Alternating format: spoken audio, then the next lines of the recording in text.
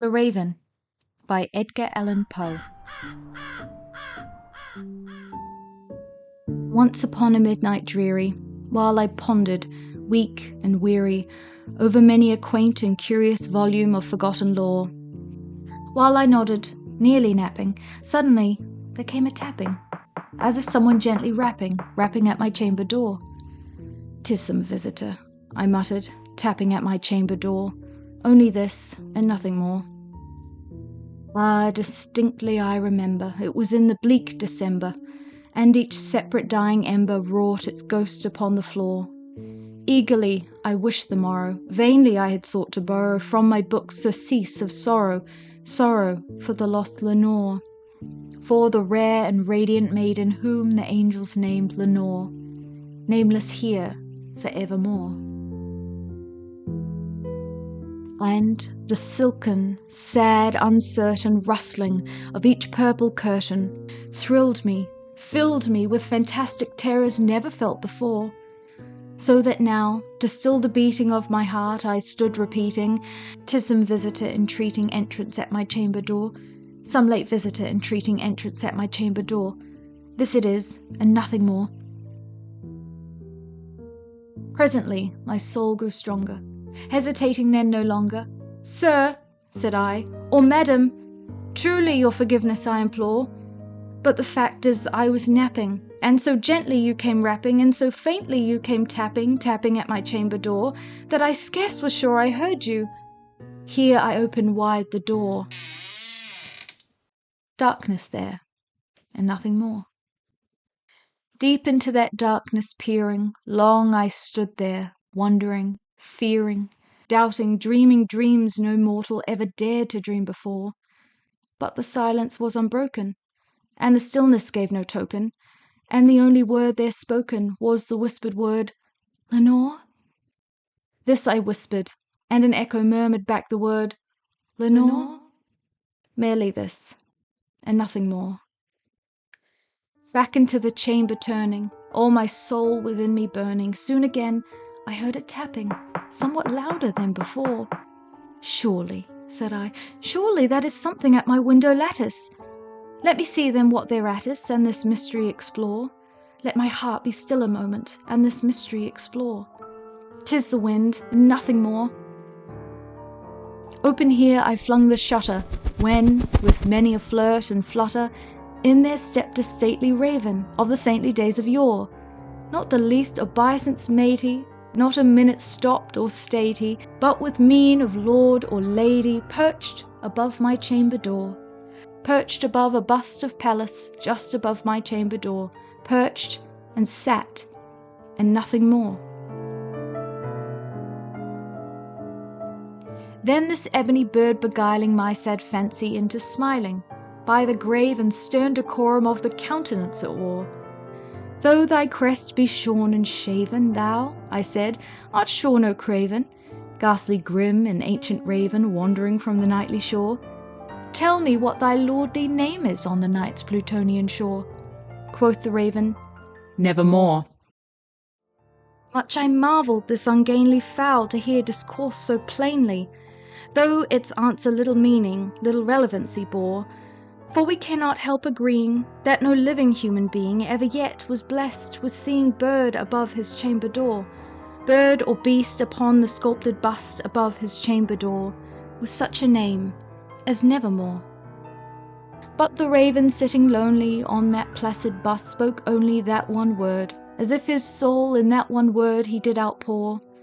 Nothing farther then he uttered, not a feather then he fluttered, till I scarcely more than muttered, "Other friends have flown before.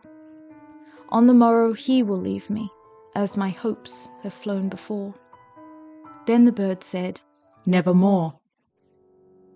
Startled at the stillness broken by reply so aptly spoken, "Doubtless," said I, "what it utters is its only stock and store, caught from some unhappy master, whom unmerciful disaster followed fast, and followed faster, till his songs one burden bore, till the dirges of his hope that melancholy burden bore, of never, nevermore." But the raven still beguiling all my sad soul into smiling, Straight I wheeled a cushioned seat in front of bird and bust and door.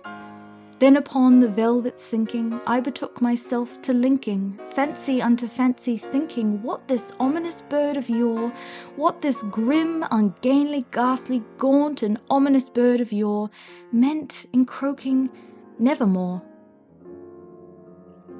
This I sat, engaged in guessing, but no syllable expressing to the fowl whose fiery eyes now burned into my bosom's core.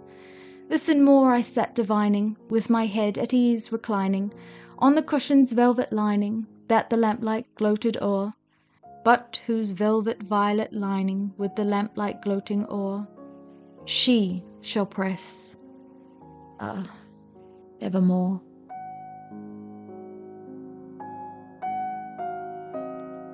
Then methought the air grew denser, perfumed from an unseen censer, swung by seraphim whose footfalls tinkled on the tufted floor.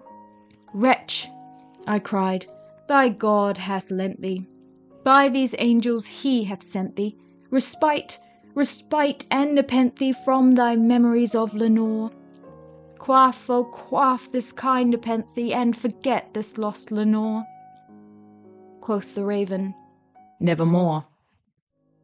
Prophet, said I, thing of evil, prophet still if bird or devil, whether tempter sent or whether tempest tossed thee here ashore, desolate yet all undaunted, on this desert land enchanted, on this home by horror haunted, tell me, truly I implore, is there balm in Gilead? Tell me, I implore. Quoth the raven, nevermore. Prophet, said I, thing of evil, prophet still if bird or devil, by that heaven that bends above us, by that God we both adore, tell this soul, with sorrow laden, if within the distant Aidenn it shall clasp a sainted maiden, whom the angels name Lenore. Clasp a rare and radiant maiden, whom the angels name Lenore. Quoth the raven, nevermore. Be that word our sign of parting, bird or fiend, I shrieked, upstarting. Get thee back into the tempest and the night's Plutonian shore. Leave no black plume as a token of that lie thy soul hath spoken. Leave my loneliness unbroken. Quit the bust above my door. Take thy beak from out my heart, and take thy form from off my door. Quoth the raven, nevermore. And the raven, never flitting, still is sitting on the pallid bust of Pallas just above my chamber door, and his eyes have all the seeming of a demon's that is dreaming, and the lamplight o'er him streaming throws his shadow on the floor, and my soul, from out that shadow that lies floating on the floor, shall be lifted nevermore.